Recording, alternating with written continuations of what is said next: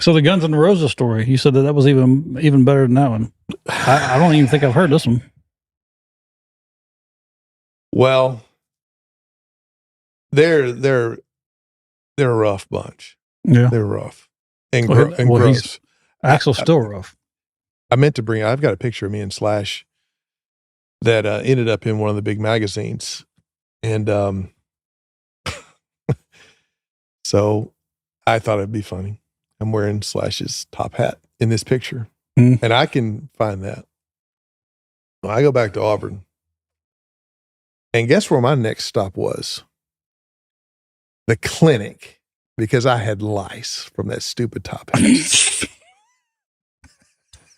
So that was kind of like the icing on the cake of all this completely gross stuff that just happened. Yeah. You know, and it was Motley Crue and the tour where he had his spinning drum set. And it got to be where I didn't even want to be around him. I was trying to write for a magazine at the time. Never got paid and never saw anything get in the magazine.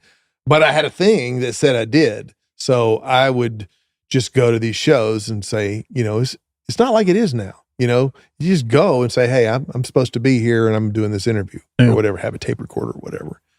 And saw them 2 or 3 times. And I think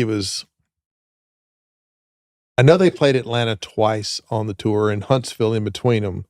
So I saw them in Huntsville and twice in Atlanta. And that last Atlanta show, actually got arrested on stage. You did or they did? Axl Rose got arrested. Gotcha. And I was just like, this is too much. Yeah.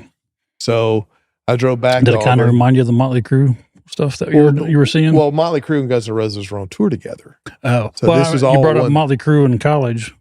Well, I guess that was the same time. Okay. All at the same time. I was still in school when all this happened. Okay. And, you know, when our band played originals and we played around a lot and, it just ran its course. You know, we sold all our records and got to play a lot of cool shows. I remember I got hooked up with this one band and we played MTV Spring Break in Daytona. That was pretty cool.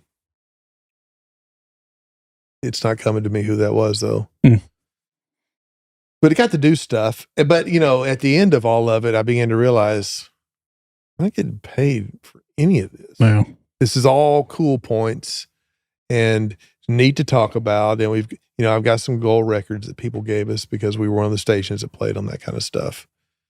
Lots of posters from the Metroplex. And I've got this big stack of posters that I need to do something with.